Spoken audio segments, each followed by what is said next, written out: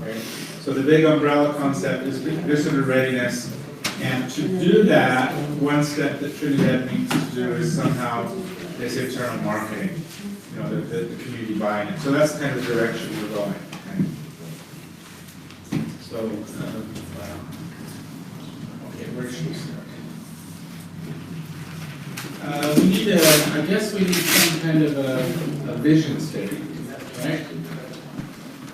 Some kind of a goal. Well, we could call it whatever you want. Call it Steve if you want. But, some kind of a, what do you want to go with? What's the end result that you want to have with an internal marketing plan? And remember, I think the vision of internal marketing plan is a little bit vague here in the sense of we're talking about the community as a whole, appreciating the community, what it has, its importance, what it has to offer to outsiders, etc. And then we keep going to this discussion about local recreationists doing local things in town, that sort of thing. So there's more than one component of this. Because that's part of that. I mean, if people want to buy into tourism, you know, if you want the community to buy into tourism, then they need to be tourists here too, maybe in a sense. So that's kind of what I'm doing. Beautification is one of those things, you know, and I like to use the example of our downtown, similar, we learned this at a Main Street meeting once, National Main Street, is that, you know, to think about your area, if people drive to a mall and they park in the mall, they're still walking around the mall. And so your downtown area, what are your assets and what do you consider your assets, just like people parking and walking around a mall. And if you have a mall on a street corner that's got weeds growing and messy and things aren't touched up, or you got a brand new one over here, where are you gonna go and park? So beautification, you know, cleanliness, beautification. Signage. Yes. I would say that a visitor can come on any day of the week and feel like they want to be in, or feel that there's things for them to do, and that the town is inviting. So you can come any day of the week and you feel like it's inviting, so that you can then come back. Because I think we're going to have a lot of people who pass through this town, and that's going to be the direct way to capture the return is through, because we have 250,000 people or some crazy number like that that pass through our town on the highway. So if we got 10% of the population into town on any day of the week, and they actually came into town and said, I like this town, they're going to come back to visit. But if not, if they come in and they say, I don't like this town, they're never going to come back to visit. They're going to keep on driving through and never give it a chance. The three things that you've written up there, separate from this initiative, through economic development, we'll have a line item in the budget next year asking for funding for a downtown enhancement plan. And that downtown enhancement plan will include everything from wayfinding to benches, to flowers, to lighting, to parking, to crosswalks, to... Is the bricking project finished or no? We have finished main and commercial. We are working back into the other part of the historic district now, first, second, and third street, the residential. The whole historic downtown? We won't probably ever finish the entire historic downtown, but we've done the main streets right now. I think that part of it is done for a while. All of and the purpose of those, although beautification and some other things came out of it, was ADA accessibility. So main and commercial are now ADA accessible, all the crosswalks. Okay. When is your fiscal year? Fiscal year's calendar. Okay. So we'll start budget requests in June and July. This year, you have already, so that we can give you a pat on the back, the flowers. Yes. Yes. The city We're invested. getting flowers, hanging pots, as well as the planters being planted. And the city is taking care of it. Oh, And we've hired Karen an arborist, Garber. That's cool. You know Karen Moore. I do, she's back. Yeah. She is. And I've she been on the starts. phone, that's why called me, so Yeah. that it was a business. It was a business thing. So we're starting to address that, but we need a coordinated downtown that includes art and other things like that, so it'll include everything. And we'll have one person from each city commission next year to work with the consultant. So there'll be someone for urban forestry, someone for parks and art and culture, creative district, Main Street and tourism, to work with the consultant. So the next year will begin implementation, but this should be a cohesive plan. So we'll start late summer, once we have it in the budget, we'll start the brainstorming of all the components. But anyway, I think that's the long-term solution. Short-term, the city hired somebody this year to do the flowers downtown. So what other goals do we have though for this So, year, okay, right? so the goal, what is the goal? The overarching goal of this kind of this? Active, vibrant, clean, beautiful downtown. Okay, so to create an inviting, or an inviting environment,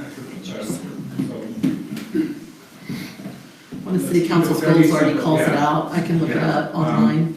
I was gonna say, I feel like maybe like celebrate the vibrant, bring more, Now, remember, diversify the celebrating of our downtown. this is not an external marketing plan. This is for the community to develop that love of the community. You want to spend time there, that's the goal. Yeah, You want to spend time there, no matter if you're a guest or if you're a resident. right. How about slow down, catch your breath? Mhm.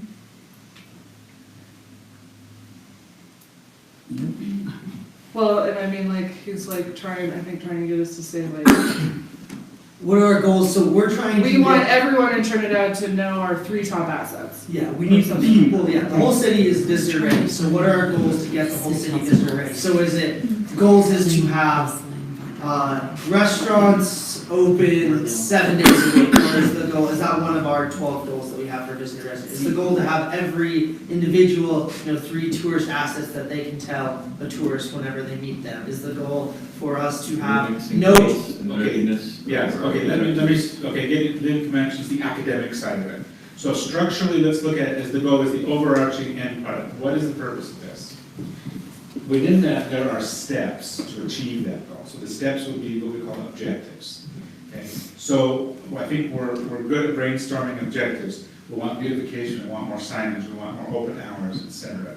So those are all part of these points down here. Clean, What is the overarching, the singular one sentence or 1 or 2 line? clean, vibrant, inviting, commercial downtown corridor. But I liked the people spending time downtown, like that. Okay, Ultimately, I mean, you it want could be long, it could be 3 or 4 people, lines. if you have a clean, inviting downtown, but nobody's there, you haven't hit the mark, But- Vibrant, right? So it's like, we need people downtown, bustling, engaging in the community, spending money. So Hillary, what do you recommend? So an active, vibrant, inviting downtown. Something like that. And it's okay, we can add to it, we can put semicolons to, or colons, not semicolons. So if you want, yeah. One of our goals of the CTO is just we want to drive traveler spending to the state. I like that. Yeah. Yes. Money's involved too. Drive traveler spending to And that's what's the triggered. commercial downtown. We're transferring all their money out of their pockets to our local merchants. Okay, so if that's your goal, now how are you gonna get to that goal? By these certain things. Downtown enhancement. And then the external marketing, we'll talk more about in the afternoon, which is the bigger market. Internal marketing campaign. Okay. But that's, so we are doing this all under the visitor readiness caveat. So that's gonna be your umbrella topic for your internal marketing campaigns. That's the overarching theme that we've been hearing when we brainstorming sessions.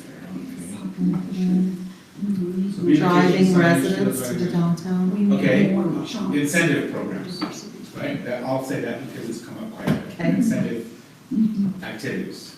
Okay, that's part of you for that number 2. For the community or Yeah, businesses? community. Well, both. They're all part of one thing. And we can do an incentives program for the community. Yeah. Make Which has sure, been who's got the best lawn, like. right. I mean, anything like that. But also, in particular, for the businesses, the community at large, but also for the businesses that I was talking about. But you said you just. Deck your halls. Oh, yeah, the Christmas decorations, yeah, that would be, That was an incentives program that What turned was out it very called? well. Deck Your Halls, we had the downtown businesses decorate their storefronts in Christmas lights, and then we had an online voting system. And Yeah, but I think winners it's were able to voting. get But you still always do up it. to $1,000 per month in rent for 1 or 3 months, depending on if you got first, second, or third. okay. So it was rental assistance through downtown decoration. Those would be- And then another thing that keeps coming up, that we talked about in the beginning, was the idea of community education. Okay, so whether that's through flyers, whether it's through grassroots town hall meetings, whether it's through, okay, those sorts of things. So educational, there's gonna be some educational component, so that the community can sort of realize the treasure that they have there. There's sort of two subsets. There's a broad community engagement, and then there's the people that are front-facing to the visitors. Yes. Yes. So that they answer the question, what is there to do in town? Yes. Exactly. There's three Yes. things to do. Yes. The frontline workers. Yeah, we Yes. can add those details Yeah. once we have our Good. big list. Okay, what else did we come up with? And we encourage new businesses. And that also is customer service. Somebody mentioned mystery shoppers, would that fit in here somehow? Is that part of the incentive thing? Maybe? Yeah, Please. training, I mean, that's a very. that could go under a Okay, training, yeah. a training and education bucket. But maybe identifying what the visitors are looking for for visitors readiness. I mean, we need to know what this would be what we call market research. Like, we need to know of the 50,000 or the 250,000 people that stop, this number of people come actually into the downtown, and this is their age group, their demographic, and through that, what are they looking for, so that we can have those offerings. So that, That'll probably be more on the external Mhm. marketing. Well, we're gonna talk about the data, okay. the data needs, so that's to help with the marketing. This is kind of a But that's really Kirby good, inside that's obviously question. needed.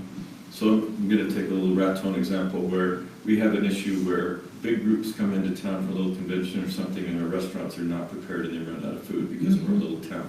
So now it's from like a Kirby inside question in terms of when there's an influx, is there a need to communicate, like from a central point, like we know this is happening, let's communicate to the downtown area, this is be ready. Absolutely. There This is- is, but you know, Okay. I almost feel like there's a little hiccup there, like, I've been telling myself I'm gonna do this for the last week, but I just have so much on my plate. To walk into the Hallmark store and say, hey, are you visitor ready, and da-da-da and talk. And then walk into the next store and have somebody actually, are you visitor ready, and these are the things, and walk into the next store, and walk into the antique stores, and there's some That could good be ones. part of his point three, You know, easily, and this actually- community education, Yeah. It could be appropriate. getting everybody Yeah. involved. Because some people don't pick up Facebook, and some people don't Just a read 6-point flyers, flyer and. and it says do this. So that would be up to you guys, the actual implementation of this, how you're gonna go carry this out. And then, the point person, yeah, we talked about that point person being sort of the clearinghouse for information, okay? Right, I agree, right. Mhm. Small business support, that could be number 5. Looking at, the organization, what's the name of the town project? SPDC. Okay, so the SBCD connections, how can that help the business, the entrepreneurs, the businesses in town? And that would be part of this too. And then they can come and offer workshops. This, So somewhere in here, the new welcome center person and the calendar Yes. and communicate, like capturing the calendar so the calendar's not so missing. Will that go under visitor readiness? I guess it that would be under should. point 4. That's that Point 4. That'd be- Educational awareness. Yeah, that's that, right. New hire, Applications. that's going to, Not just for this. his or her job is going to Take it off. Sarah's not. Yeah, that's gonna be Sorry, a that's- real That's okay, full-time that's job okay. for sure. I'm just saying that the person you're hiring for the visitor center, we don't want to overburden that person, but by the same token, I think that could be part of the job description, would be this point person's clearinghouse to liaison between these events and So it is part of the. That is Is part it of the already- It's job a description. 50/50, it's 50% welcome center, 50% Yep. It's on there. event planning. Event planning. Although I do believe that if we do the beautification and the signing and all that, and the incentive programs and education and wearing and all that, small business will want to automatically come because Yeah, it's the place to be. yeah, They'll still need support though, right? yeah. Where would, Like Andrew said, it's been 25 years since anybody's tempted to that, Small, yeah. that financial. incentive. And we know people have taken out loans not with that type of resource, so it's. Oh, where does the websites, the social media, like the Facebook, where does that fit in? Does that fit into? So that's gonna be in your education. for the internal marketing, for the community itself. yeah. Okay. And that's how, as a group, as a community, you need to decide how you're gonna carry these out. Whether it's through the flyers and the utility bills, whether it's through town hall meetings, things like that. And that particular job won't have all that responsibility for that marketing. There may be the clearinghouse, but once again, we have Raven, who's also our full-time tourism and media administrator. So while that person's the clearinghouse, it may actually be a different function at City Hall that does the marketing. And then Once you that suddenly information is contact Raven, gathered. and Raven can refer them over to them. Yes, so, and Victor too. So, I think that See over there. once this person's on board, we'll start, and we implement this, that's where all the responsibilities will start to be defined within the process. Incentives, obviously, won't be done by either Ravens or this person. That'll happen in economic development, but it's all in the same department for a reason, so that it's all brought together as a vision. But Andrew will have the incentive responsibilities, so. One suggestion I have for that person, if I may, Sure. for their job description, just going back to kind of what Kirby was talking about with the groups, like to really emphasize that as a part of That their is, role, and when they know about the events, to do sort of the reverse outreach and be letting the businesses know and the restaurants know that, so they have the appropriate staff that's there, and they're open when they can, or if there needs to be special arrangements for those groups too, because that will also help you build up your international tourism base, because those will be larger tours that are coming in too. So if you have someone that can have like a little focus on the international traveler as well, and understanding what those needs might be, or how large groups, that would be helpful. so this particular jobs week is actually Wednesday through Sunday is the work week for this particular position. So it's very much targeted at being on the street and in the events that are happening in town.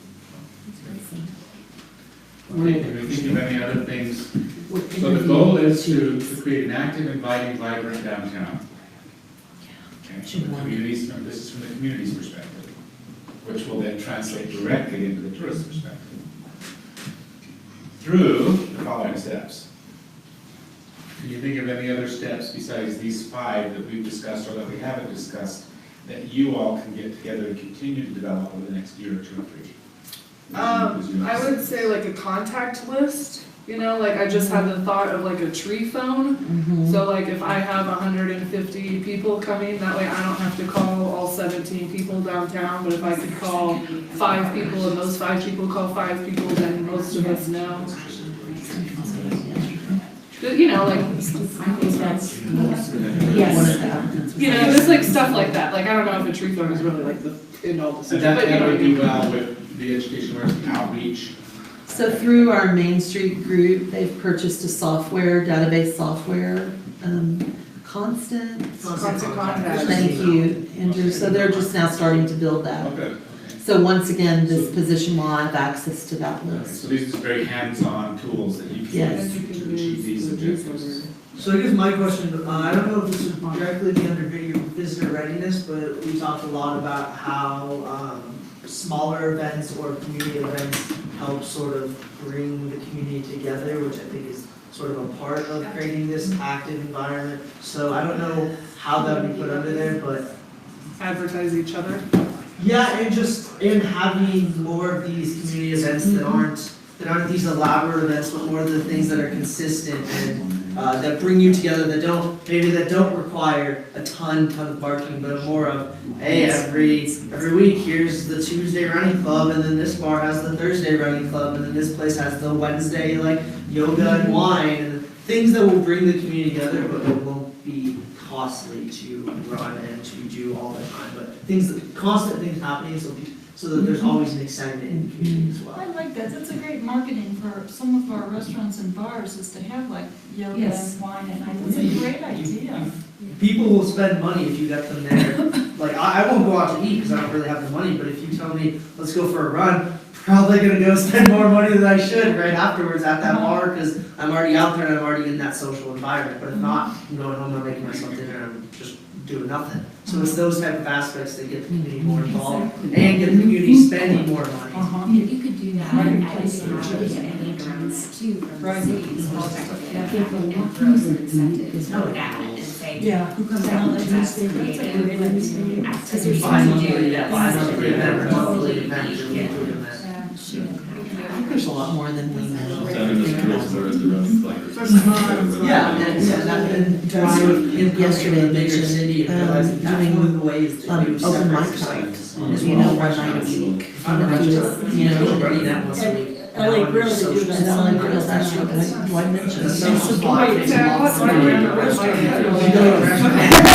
The market was doing on Wednesdays. Okay, so what we'd like to do, oh, by the way, as we talk about in the afternoon about the, and Jill's absolutely right, so I like to talk about scale because I'm a geographer. And so when I look at scale, you've got global, national, regional, local, right? And then personal. From Trinidad's perspective, Trinidad doesn't really care where that extra income comes from. It could be from Denver, it could be from Grand Junction. From Colorado's perspective, at a different scale, they would prefer the money to be coming from outside the state. But also, circulating within the state is also very good, because it creates jobs, taxes, etc. But you have to understand that one of our tourist draws is that we are halfway. I have people that come in for the weekend from Oklahoma City. For the weekend. Oh, yeah. Cool. And various, because they're meeting friends here from Albuquerque or from X, Y, or Z. And we have Kansas the same way. We have Amarillo and beyond, even as Texas.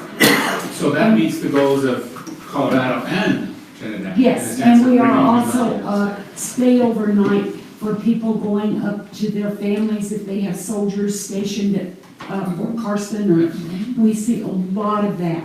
Okay, so we're gonna talk about the market. This is beautiful. Bring this up again when we talk about that, because we're gonna talk about what are the data needs? What do we need to know? This is one component of planning for community development. But now we gotta, like Jill said, we want to start to get people spending. We want to get people from other parts of the state, from other states, from other countries to come here. Now, we do have from inside Colorado, because of the heritage here, they are very strong on the graves, be it Mother's Day, be it whatever. And they come here, third, fourth, fifth generation to take care of the graves, and they spend the weekend here. That's awesome. So we get, That's a special market niche, isn't it? That's that. I've written a lot about this personal heritage. Where people will travel to the places of their ancestors to sort of not just venerate, but feel the spirit of that place, because that's where grandmother's buried and that's where grandpa was born, that sort of thing. So that's also a form of heritage tourism. So good. So these are good ideas. So we'll talk about what are the data needs and how can maybe partnerships with CTO help. Because part of the situation analysis, you've got to know what you have now so you can set goals for where you want to be in 5 years, 10 years from now. And so that, these things are very good. So I think right now what we'll do to finish this up is we'll break these 6 objectives into more specific action items. So we're going from this, if you look at an upside down triangle, we're starting very broad. Okay, what is the goal for our community? To create an active, inviting, louder downtown. Then you move halfway down that upside down triangle, and then these are our objectives to meet that broad goal. But now we need to get more specific. What can we actually do next year, the year after that, the year after that? Actionable items to achieve these objectives, which will then achieve that goal. Does that make sense? Yep. Kind of that flow? Okay. So let's, I think, number one, it's kind of pretty clear already. I don't think we need to tease that out much more.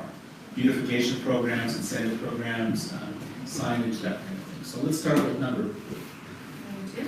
Yeah, we'll start with number 2. I think one is pretty self-explanatory.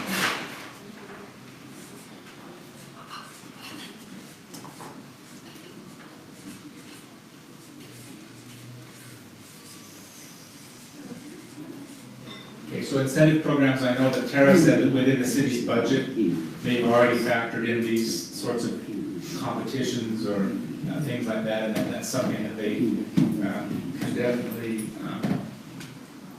work on in the future as well. Do you have any ideas about this? Any other Well, suggestions? it's just that a lot of those programs take a lot of man hours and work hours along with everything else that we're doing, and trying to get a team together to, ensure that that happens is a tough thing in Yeah. Trinidad, because there's. It's capacity. I mean, an incentive program takes so many hours to manage, especially when it grows. And then it's how much capacity, until the city grows to a certain level, it's the number of employees only have this much capacity for this many incentives programs. So then these And it incentives. could end up being the same 15 people Using the doing it programs. all over again. And as incentive programs, I'm also thinking the window program that Main Street did at Christmas last year is those type of programs I think we were referring to, but even those from being on the Main Street board when that happened last year, that took a lot of work. I mean, we went into every single business if we thought it was a challenge that they weren't going to participate, and actually tell them and give them the spiel and the benefits to them. And there's a lot of hours that happened behind the scenes, so it was really good for the community, but we literally spent a lot of time revisiting them too, and calling them and asking them if they were gonna participate, and. So let me ask you this question though, since that was new, maybe next time it doesn't take as many hours because they're not familiar with it, and then the next time it's even easier. So is it, to me, it was really successful because the downtown was so interesting and cute, like the windows, even the tattoo shop, and I mean, everybody was into this, so I loved it, and it would be, to me, it's worth the investment if it does get easier. What do you think? And what we really did, we plotted people against each other in a certain sense, like, you really seriously, are you just, everybody on the block's gonna do it except for you, like, we really did do that. And so some, spent a lot of money on lights, so that we'll have them available this year. But just that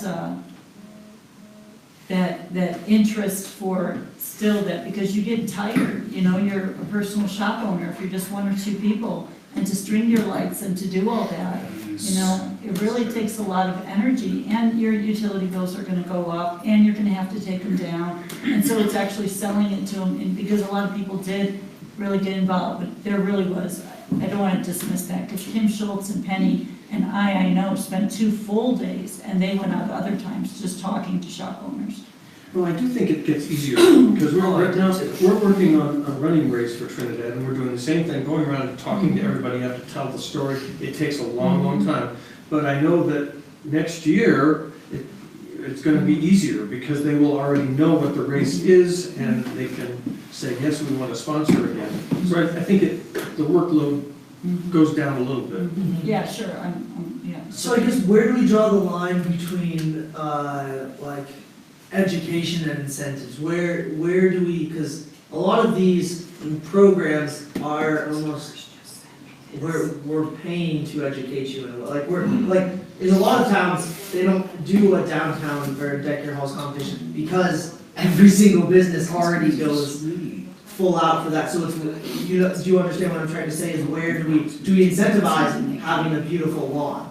Or is that something that's an educational, or do we start all these programs as incentives to change the mindset of the community into being more like that? It's a good point. I mean, and I think maybe it does take some incentives, and that program runs for a while.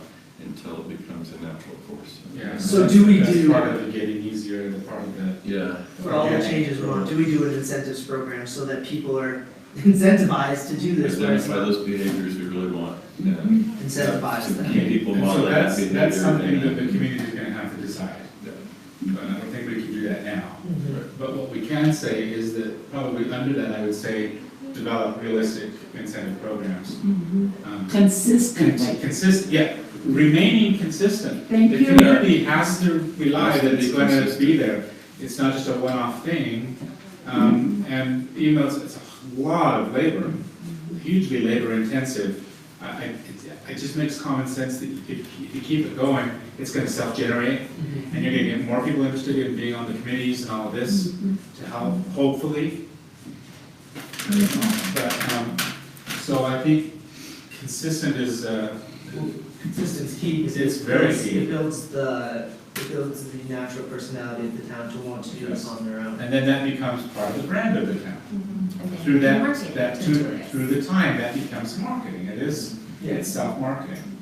If people say, oh, we live up here in Boulder, but we've heard they have this great holiday Christmas decoration competition and, you know, let's say, hey, why not? Yeah, let's go. Let's spend the weekend. Look at Chris Snow Pringle Cap Mart, Mountains. those that do I that. think that's probably enough with that detail. That was a tough one. Well, so I have a question inside of this visitor audience. All we need is another committee of volunteers. So at some level, we can answer these questions for you. Right. Okay, does that make But I think sense? it's very cool. They need to Something build similar. another. Yeah, there's a deeper level where the community has to get together, the city leaders, the tourism council has to get together and make their hands-on decisions.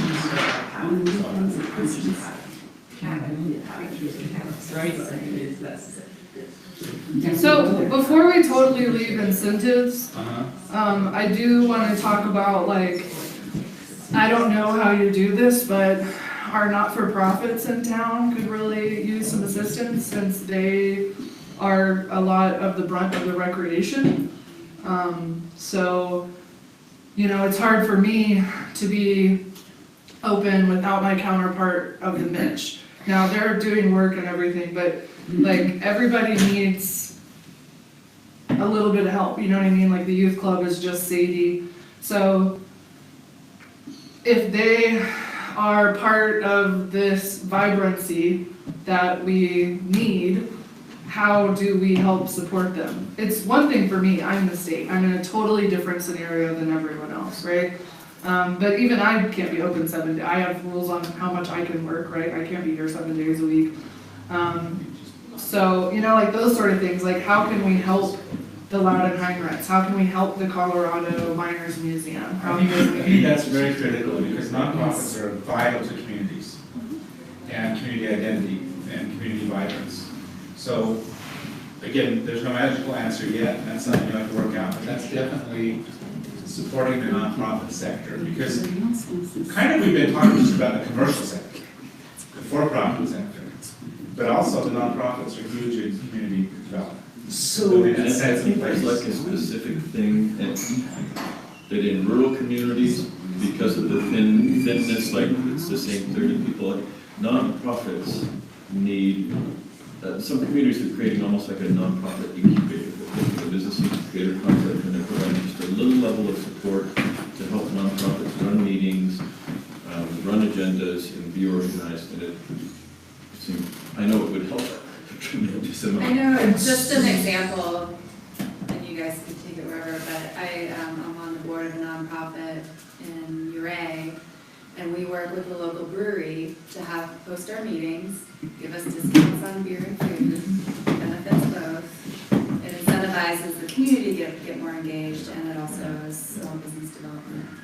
And this is where looking at other case studies from around Colorado will be very, very, very, very helpful. so Kirby, I just have sort of a question for you. When it comes to incentives with nonprofits, do you think they're willing to make the adjustments to get those incentives, or do you think it's more they're looking for the support without the adjustments, just from your aspect? Like legally, there are certain, Because with the business, we're able to tell them, you can do this or you can't receive these incentives. With the nonprofit, it's a little bit different, so that's sort of what I was wondering. Can we say, here, we're gonna give you some incentives, we want you to do this over the next year? I think when you move into the not-for-profit world, the ideas are the same and the language is different, right? So instead of incentives, you say support, and, yeah, you're you kind just of have to right. kind of word it. You have to approach it differently, word it differently, right? Because, like, you making more money isn't a good argument for me, right? No. But, like, But it's sort of, I mean, non-profit, in the end of the day, non-profit's goal is to make more money so they can do more things. right, sure.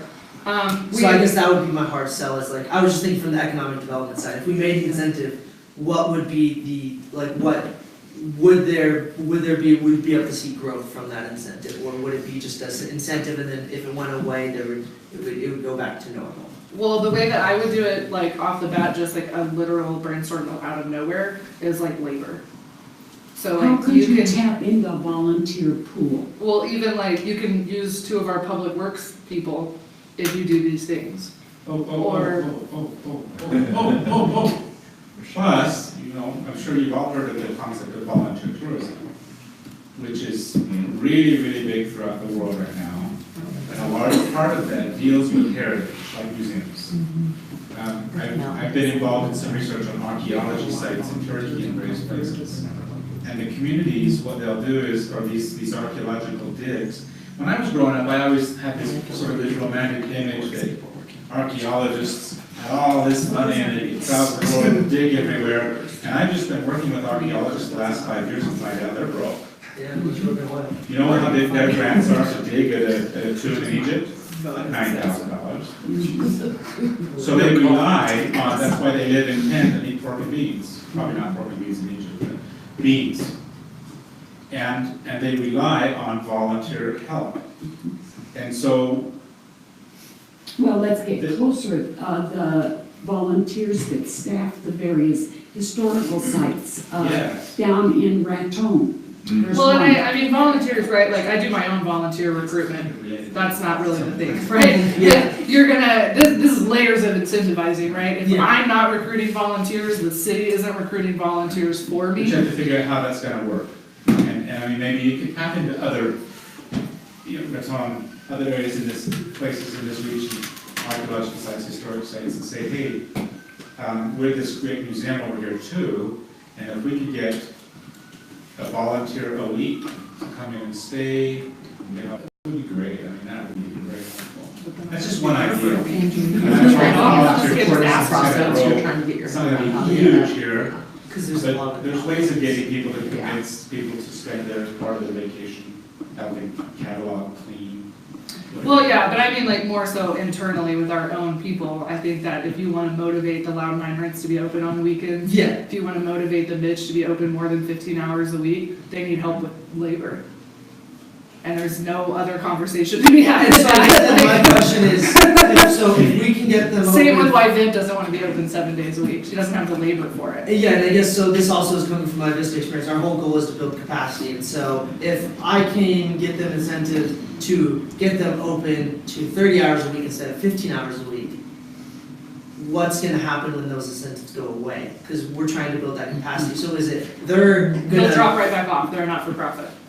So then that's the trouble with incentivizing is, I would like them to start to build capacity through us incentivizing them. So if they're open for 30 hours a week, they should be able to get more donations, which means they should be able to, in the future years, try to staff for more hours, which means they should be able to gain more donation, expand their collection, blah, blah, blah, blah.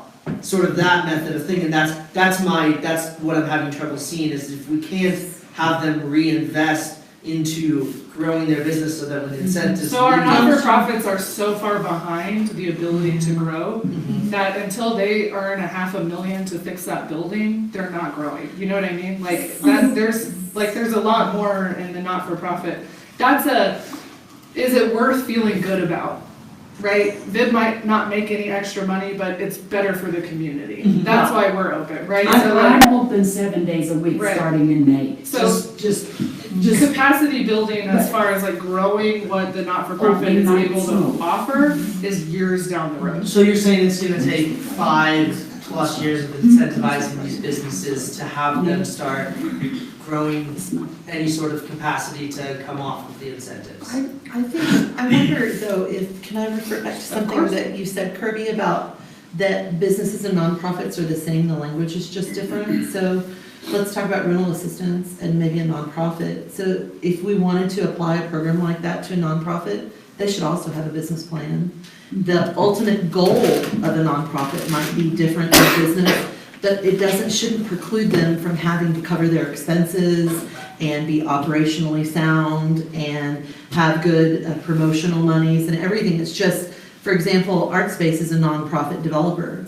So they completely operate in the black, right? No, and I agree, Nonprofit, it's just so- in this community, it's a different So situation. I guess if we decide to do an incentive program for a nonprofit, they should fall under exactly those same things. They should have to have a business plan. So I would say, to answer maybe what you were putting to Kirby, I understand it's different because the culture of supporting nonprofits, because of the way some nonprofits have come forward for money, has been to just continually support them for the purposes of having that in your community. And I think the best way for incentives to work is that To you're not continuously supporting someone, but you're getting them to a level where they're ready to support But if themselves. Kirby came forward as a nonprofit, and I don't know as government if you technically are, but let's just say you were 501c3. We are. Okay, and so Kirby comes forward and she presents an entire business plan that shows how her revenue streams are gonna cover her expenses and everything, then I think that could be treated very similarly. We just may wanna That's have a different are program. you allowed a donation jar? I have a donation jar. Absolutely. Does Henri's have one? The Archaeology. archaeology. Oh, I don't know. And the same with the A.R. Mitchell. I The know- Mitch has a donation jar. Okay, just, you know, I, on average, pull in $90 to $110 on my donation jar, How often? once a month. well, So interesting. that's really Should be not more. anything. Should be more. Yeah. But I think that is also maybe the part of that encouraging business plan. Okay, so these are really good ideas under that point 2B, support nonprofits. So these are things that, Sarah, while you were up, I said that, so at our level, we can answer all the questions for you, but what we're trying to do is guide you. You got the goal, and then 6, Right. you can come up with I caught up. objectives. And then within that, then we're trying to brainstorm from our brainstorm about what are some real concrete actionable items. And the good news is that Victor and Reagan have gone for food. Oh, wow. About Good. Okay, so let's move on to point 3, because we want to get this done before lunch. Education, awareness, and outreach. So that's the third objective to meet that broad goal. So we already talked about several of these, like the flyers. So I would say, yeah, let's just list those things we've already been talking about. Those very, very hands-on actionable items, such as utility bill inserts. So can you Facebook, break it down into Channels. community outreach and Business. small business outreach? Okay. That sounds good. Yeah, just keep it at that level, and you all can decide what are the actionable items to do on that. So, public awareness building, is there a second one for, oh, no, yeah, okay.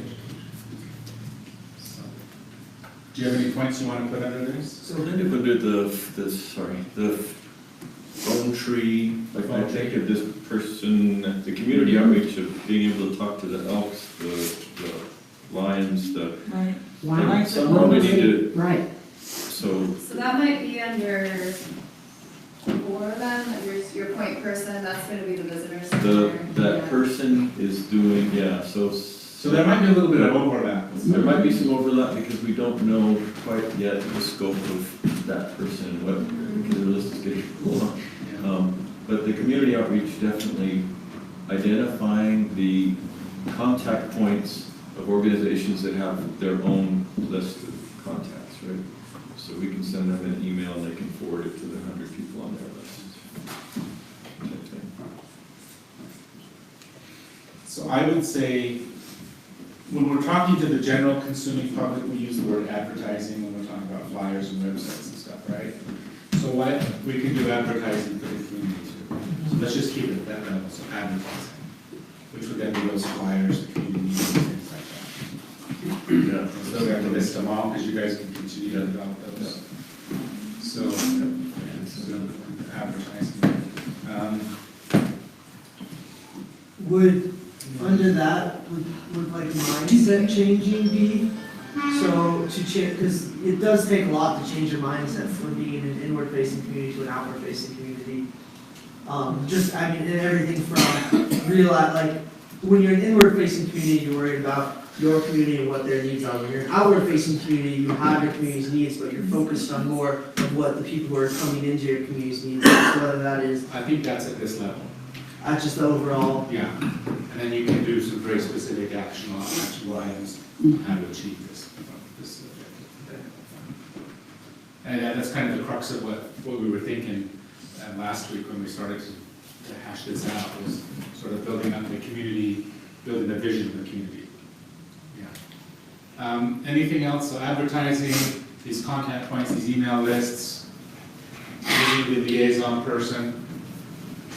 We talked about like specific itineraries, is I that don't mind if I slide it up right here. Oh, yeah, so creating that friendly way to invite people downtown. Sure.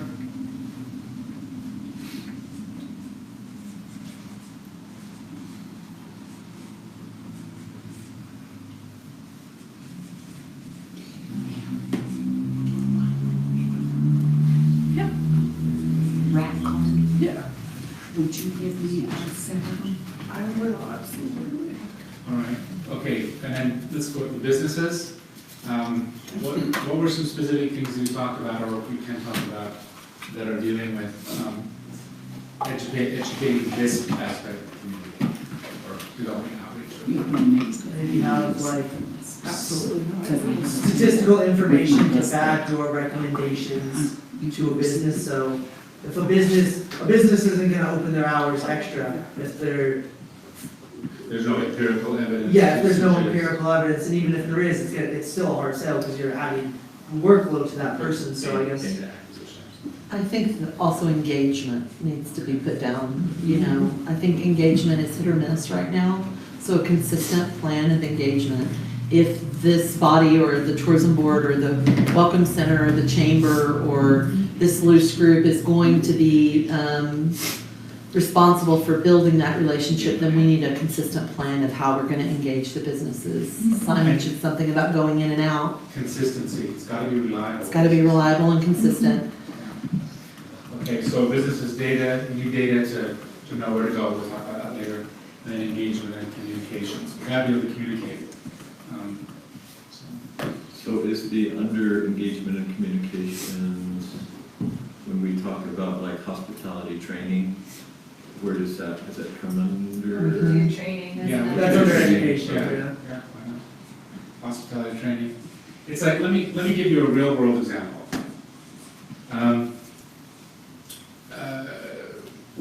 Christine last week talked about the Chinese market, right? And how in the United States, the Chinese market is going out the roof. And Chinese want to see what rural Americana is about.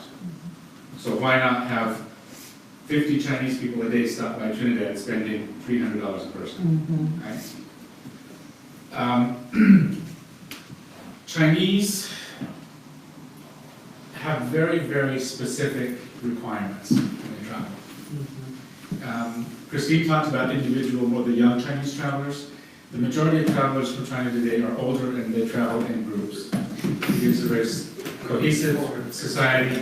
They don't speak English, and there's a whole bunch of social reasons as well. But when they come in and they stop in Trinidad for lunch, they absolutely will reject ice water. They do not want ice water. They want hot water. No tea, just hot water, okay? For example. Second example, they want Chinese food. Not Panda Express, Right. but real Chinese food. We can do that. Okay. Well, And so these sorts of, I'm just giving you these as real examples of the research that's been done on serving the needs of the Chinese. And so this is kind of, well, maybe we're not there yet, but at some level, knowing your market. Okay. And so the idea of training for hospitality, if you're really trying to get Chinese to stop over, you know, Burger King isn't gonna cut it. A pizza place isn't gonna cut it because they're not as adventurous. The young ones are, the traditional ones aren't. They will try American food, whatever that means, once, and then the 10 days on their tour, they want real Chinese food just as it tastes in China, which is very different from that. So, when you look at that ice water, they don't want ice water, so it's a waste of time, they won't even touch it. But if you serve them in glasses, hot water, they'll love it. So there's just these very specific things that certain markets need, and that's why you need the data, but also that's part of training. So how do you welcome these, you know, we know that French tourists love to camp. They prefer camping more than hoteling. And so how do you promote that to them? So that's part of that. But that's very, very big. Okay, so do you have anything else to add to this list for educating, creating awareness, or outreach with businesses? I think this is a good start. Okay. So point number 4, that Business to business. so that point of contact. So that's kind of this new person is getting loaded on, which is good. But this is That's their the job event description. management side of the thing, yeah. So definitely having that point person. They're not actually, they might do light event development, but that's not what this is. This is taking the event development that's going on and bringing it together in a And one point of coordinating, contact. yeah, very, very good.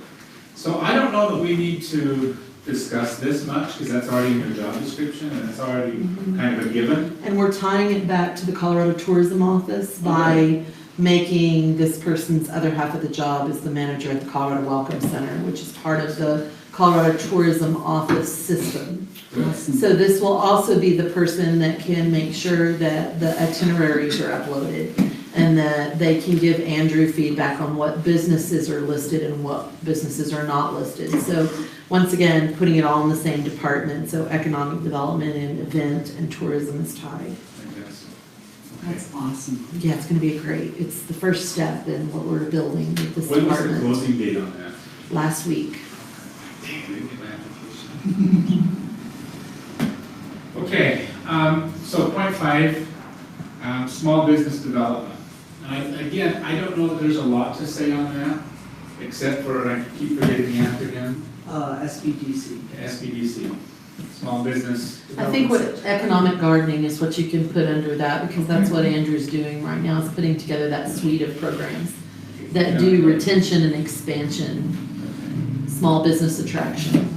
So, and that, you know what, this also ties very closely in with the incentives. I mean, I think under small business development though, something that we have to do internally is make it attract, so the people who are starting small businesses, a lot of times are moving from corporate America, especially a lot of the really successful ones are moving from corporate America down to smaller America and starting a business because they have that knowledge. Sometimes they have the financial wherewith, but they're done with their 9 to 5 and now they want to work 8 to 10.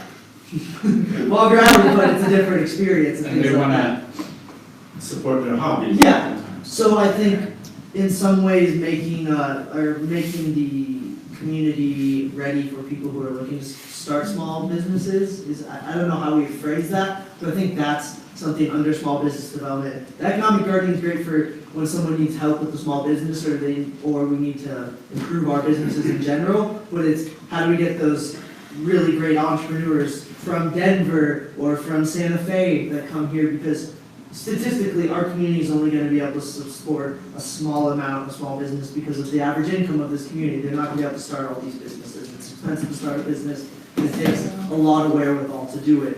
Whereas some of the people who have the higher incomes in Denver like that are the more likely people to move down here, start this business, but what do we need to get them here?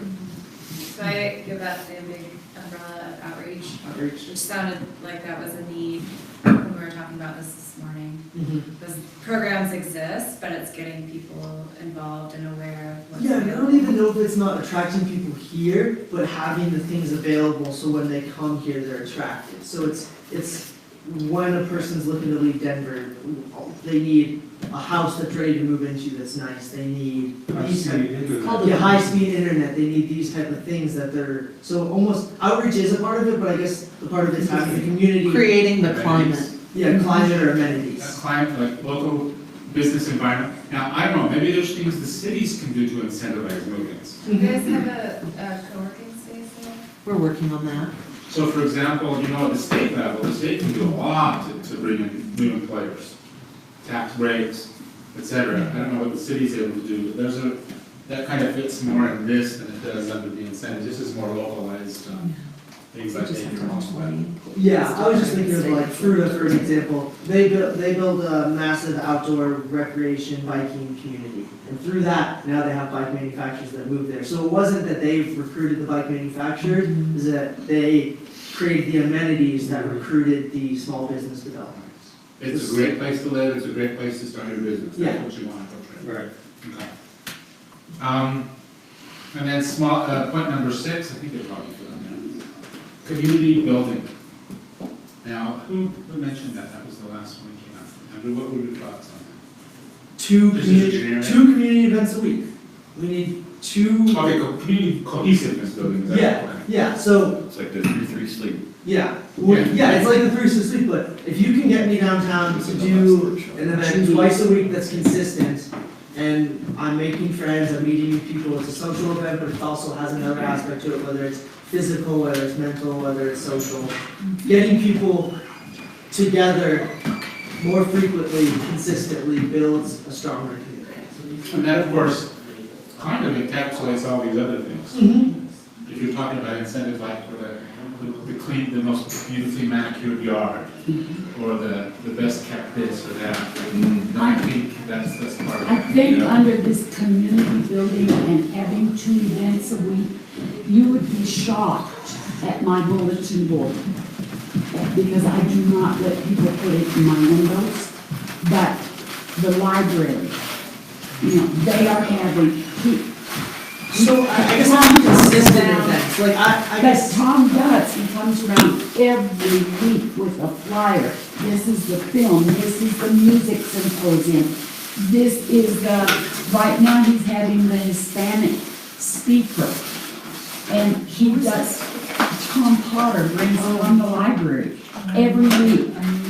And we need to get that to you. See, again, this is. See, but I don't think those aren't the things that are gonna attract people to come downtown, because those aren't very, I'm thinking of what's we're doing in big cities, so we have a bike event in this community where we all ride around, and then we go to a park, we all hang out in the park and picnic, and there's food trucks that come I up to the think park. that's part of the diversification process though, and I Yes. think your age group is right about that. But I'm with you, Jeff. When I go somewhere, I look for what is going on really that the local people would go to, and that's our age group. So the number one thing that our age group, sorry to classify you as whatever age group you are, but the new thing is people over 50 years old, the number one thing they do is they want to learn.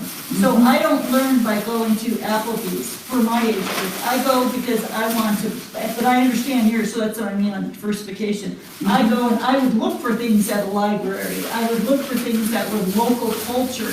When I go on vacation, I would really want to be a week or two at a B&B. I don't want to be at a hotel because I want to feel the culture of the people. In our age group, we do that. And I guess the other thing is if these events aren't working, if they're not getting these critical mass, then we need to change them. I mean, Right. that's Well, what we've that's where learned in we get to business. the outreach. I think it's both. I think what you're saying is absolutely positive, but I think also the diversification of the older set that want to go somewhere and feel life and feel what it must be like to be here and to learn is a really an important thing too. I think communication is just such a key to these events that are going, like the walking group. How do I contact them? You know, all of us need to know that because they are meeting weekly. Yeah, It really goes back in the and maybe we all, community awareness, like if Yeah. we could Yeah. It overlaps a solve, couple if of we things. could solve that magic of how to communicate events and everything to community business, it's like $1 billion question. If we can figure that out. The utility bill, man, that's And the the utility bills best in the answer. community, it's a fun one. Uh-huh. Yeah. I mean, to start with, you know, like, I feel like that grows into, you know, if you get the newsletter and your utility bill every month, and it's got great consistent stuff on it that you get used to, right? Then maybe you don't need that utility bill as much, right? Like, maybe you start looking for those Right. things, right? Or maybe you don't even need to look because you know it's a thing that happens. And so hopefully, you know, like hopefully in 10 years, we're not still having to send out a newsletter and every utility bill, but maybe we are. Maybe that's just the But way at we least that would communicate. be some way that we business people can have a master list of what's happening until this person gets up moving and maybe And they'll the get business better. people then are key in spreading the word and all that It, stuff. which we are, you know, we try all the time. Okay, thank you. So I think that this is pretty concrete stuff. I believe that this is the essence of your internal marketing house. Okay.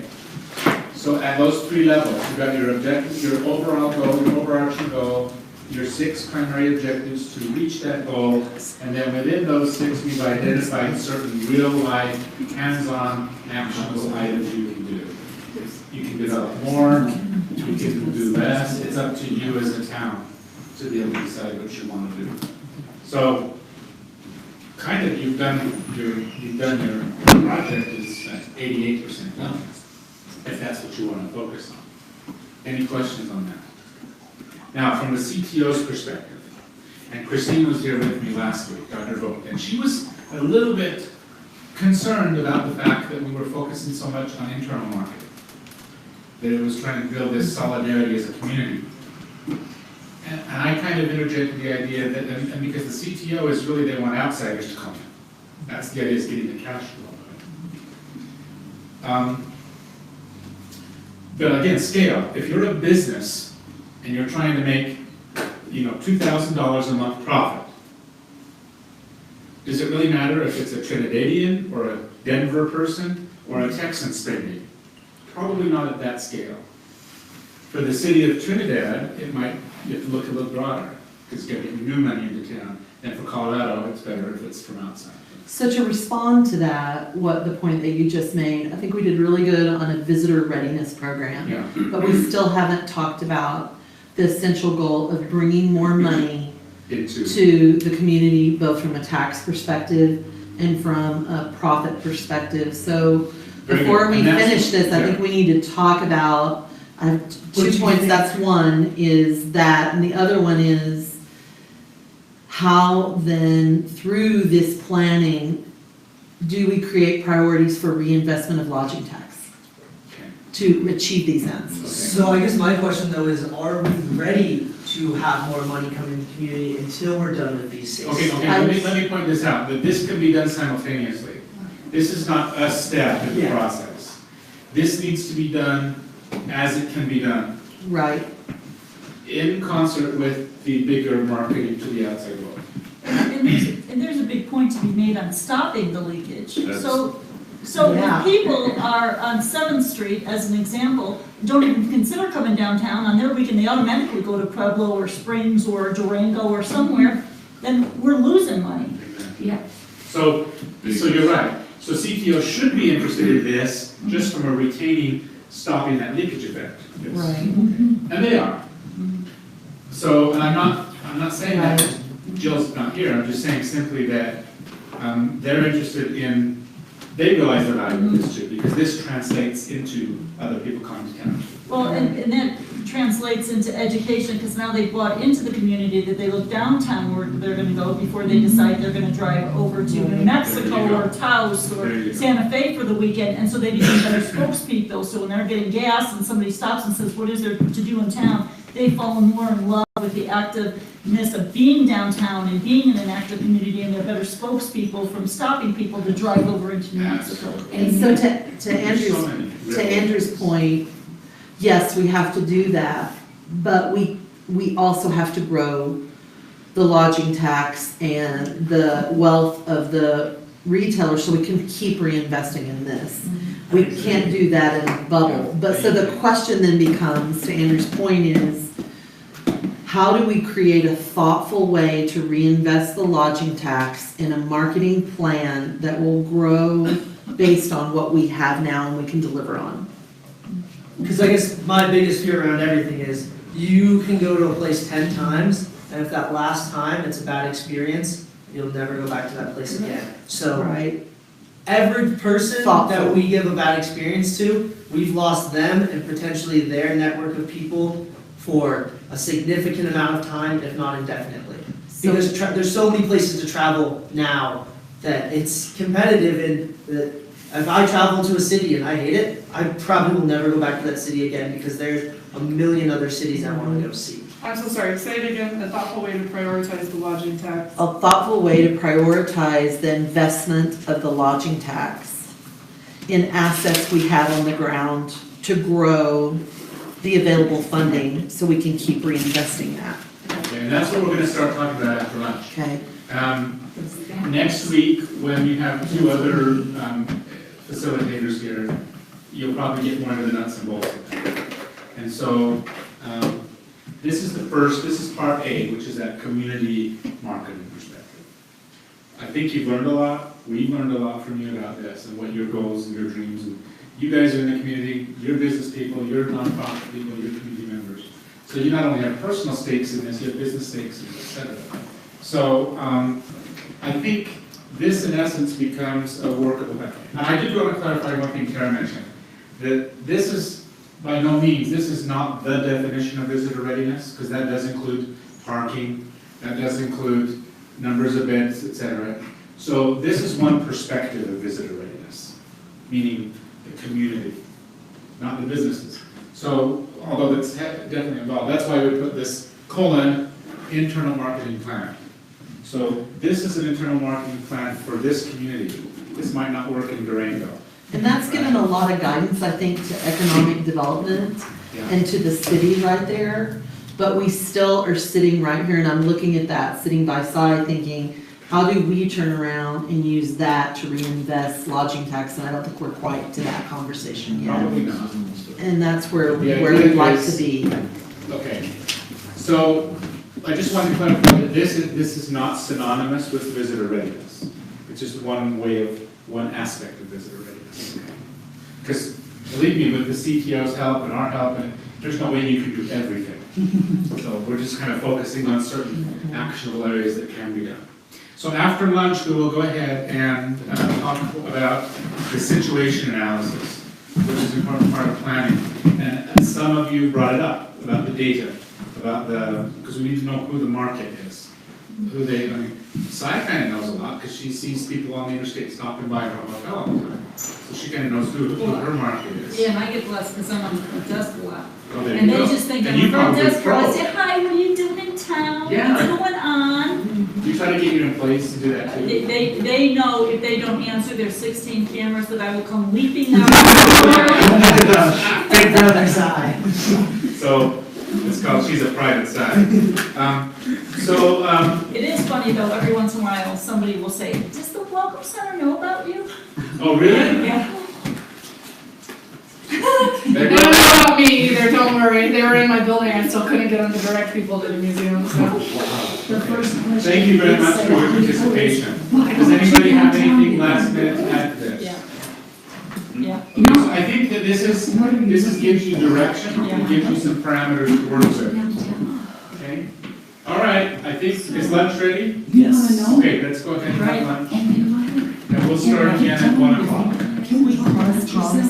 They don't want to hear about Do you you. know how to pause, Thomas? They want to tell you all about things. He's outside on the phone. They don't talk about yourself. What brought you down here? And then they'll say, well, I live here. I'll say, I know that. But What did what everybody brought do? you down here? So there is now the top one is citation. Business is great. different ones. Take it from that. Okay, there's Mediterranean, so there's your vegetarian and the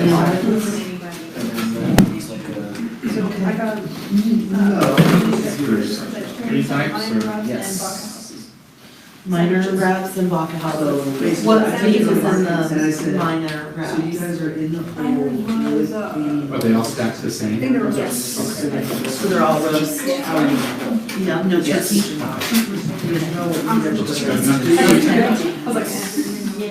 You're allergic to turkey. That's a tragedy. It's not all This one's poultry, from just turkey. That's so weird. Tryptophan or something that you're allergic to. And then the rest are wraps. Because like, it breaks me out, it's not even that, But it's very good. Well, but I think like, doesn't that stuff build? Is that something you? So when I did it, I have it right here. I think we need to go, I think we need to go check it out. I just haven't made that.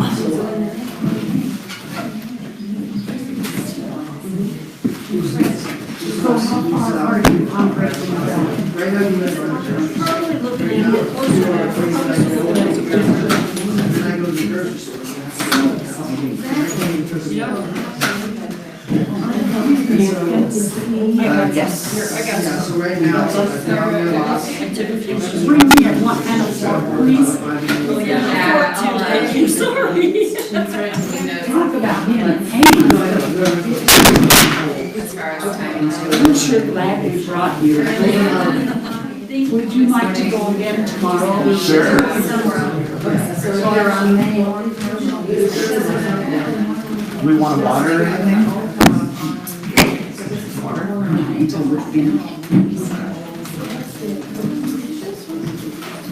So you're looking at, and then what is it? Yeah, and I mean, the biggest thing that's looking to until. Really? It's probably gonna be July or August, but I'm shooting for June. Well, I know, we program on the mindset in September and open in June. The big thing about it is making sure everybody knows. That's what I did, is we came up with pretty much sit in the building every day. And that's the big thing. And I have a community now, and so Brad went to the electricity, so I was in a different stage, I could call and say, no, I need you here tomorrow. We have big we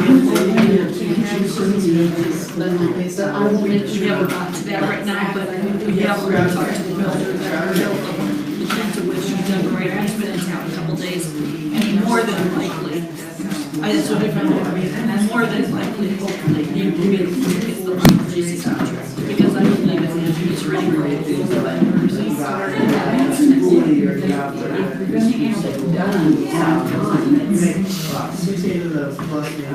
Everybody have what they need? Anybody need anything? You're such a hostess, thank you. Hostess with the mostest. Oh, I love these.